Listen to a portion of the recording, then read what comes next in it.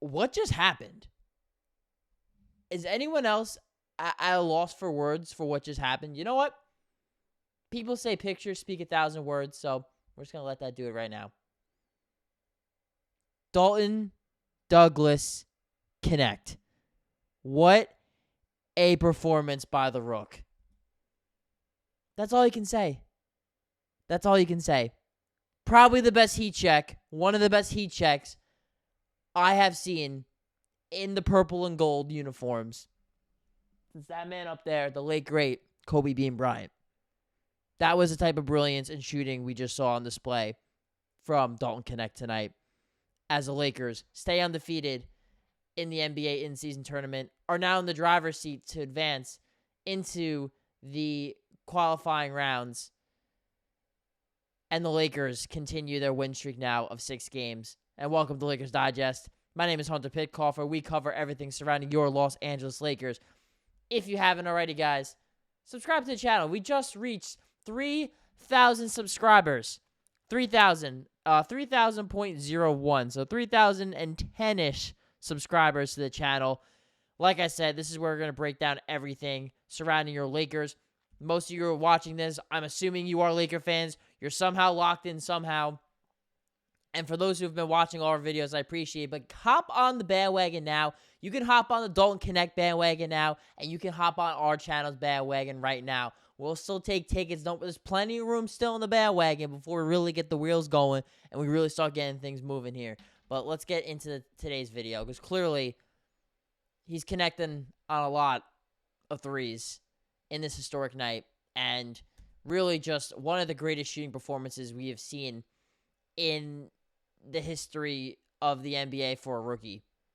Just to put it in perspective, 37 points, 9 threes, 9 of 12 from 3.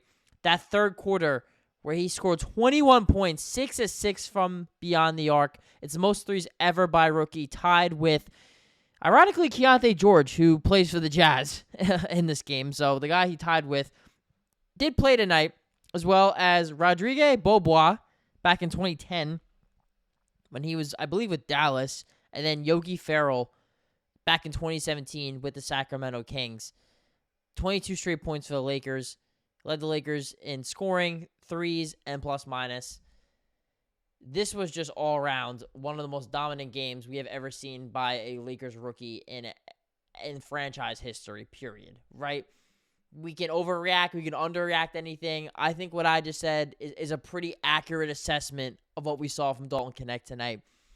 And he has really taken advantage of the extra burden offensively, because with Rui Hachimura out of the lineup with an ankle injury, JJ Redick did reveal that he will be back most likely at some point this week, so it's not overly serious, so that's good. And the Lakers are going to need Rui Hachimura too. But Dalton Knecht has stepped into the lineup in his replacement, and wow, has he been shooting lights out, shooting over 60% from the field and 60% from 3 since, and I don't know what the updated numbers are now. They're only going to be higher because he shot 75% from 3 tonight. But just shows you the dude is an absolute torch. And he just gets it going like very few players in this league can. I mean, let's be honest.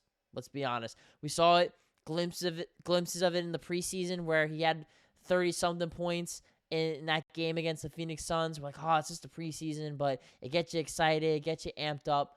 Now, Dalton's doing this now in regular season games, in-season tournament games, where the Lakers, of course, take this pretty seriously. You know, they won it last year. They take this seriously, and they're taking it seriously again. And Dalton Knecht just keeps connecting on threes. I was just so impressed with what he did out there.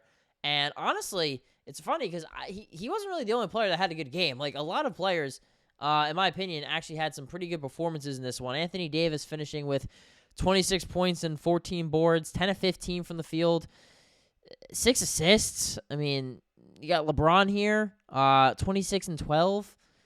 Shot 9 of 17 from the field. Austin Reaves chipping in with 17.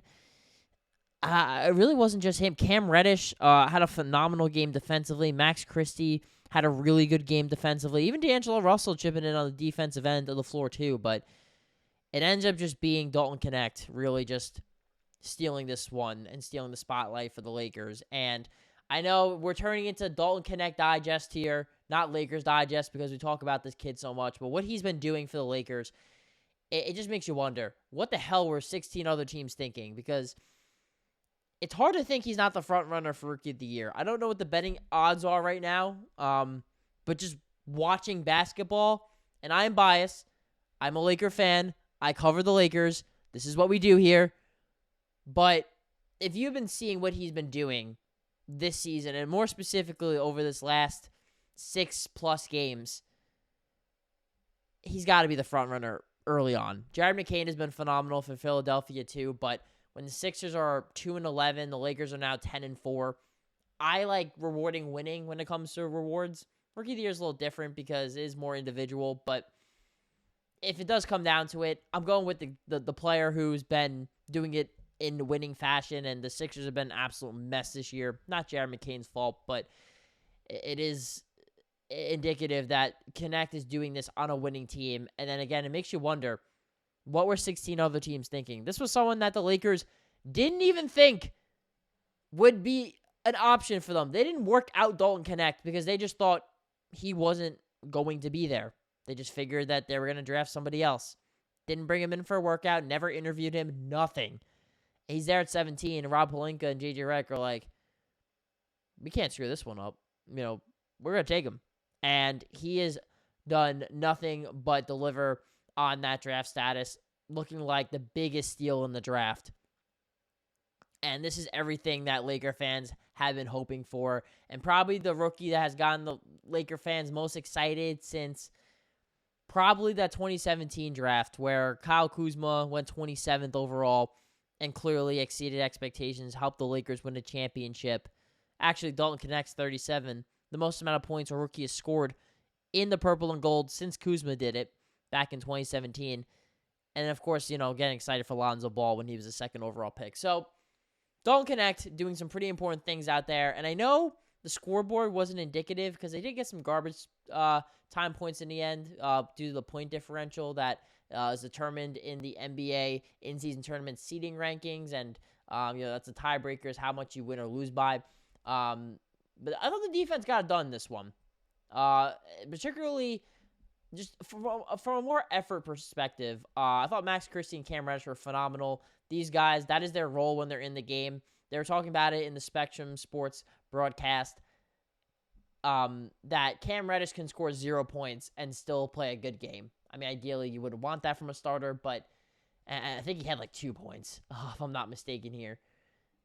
Yeah, he finished with 2 points. Max Christie finishing with 1 point. So they gave you nothing. But at the same time, though, their defense was so good in this one, and it really helped hinder the Utah Jazz, that are a team that really is an outside-in team. A lot of ball handlers, even some of their big men like Lauri Markkanen, John Collins, Kyle Filipowski, they like playing facing up toward the basket. They're not really a team that backs down. So you need some great perimeter defense. I thought they provided that, those two guys. I thought D'Angelo Russell actually played some pretty good defense, which is pretty rare to say. But look, when I watch what I see out there, I call it out, good or bad. And D'Angelo Russell gave a really good effort defensively, despite the fact that he really didn't shoot the ball particularly well in this one. But Dalton Knecht has been connecting on a lot of shots, specifically from beyond the arc. This is a team that the Lakers have invested heavily in, drafting him in the first round. JJ Redick did just say after the game as well, just reading on my phone, guys, promise I'm not just on here. He said that due to his recent offensive tear, Dalton Knecht has earned more minutes moving forward and the trust of his coaches and his teammates. So clearly, JJ Redick is super impressed with what Dalton Knecht's doing out there, and that's going to beg this question. Tough decision he's got to make, because Dalton Knecht entered the starting lineup not particularly due to his play. Yes, but mainly just because of injury and Rui Hachimura being out of it. We've already seen JJ make the adjustment of switching Cam Reddish into the starting lineup for D'Angelo Russell, opting for more size, athleticism, and defense over shooting, playmaking, and scoring that Russell brings, and thinking that that would be better off-suited for the bench role as being that lead six-man initiator at the lead guard spot off the bench with the second unit. that has worked well so far. They have not lost a game since then, 6 in a row for the Lakers.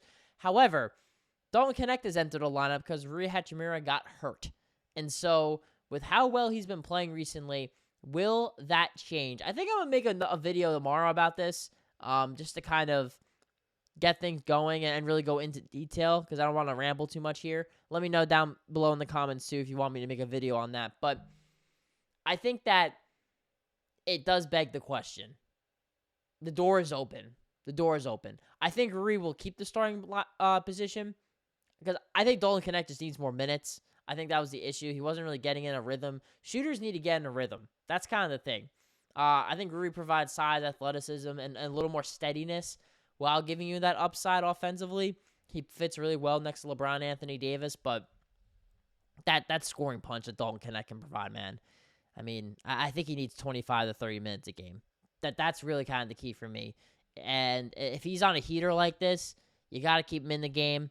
We've seen JJ Redick do it too, where if he doesn't really have it going, he's going to yank him. So let me know down below in the comments, guys. How pumped are you for this man to be doing this in just his second month of playing professional basketball? I mean, he's already pulling out the MJ shrug, and rightfully so. Not calling him the next Michael Jordan, but, I mean, Dalton Knecht's been looking pretty freaking good, guys.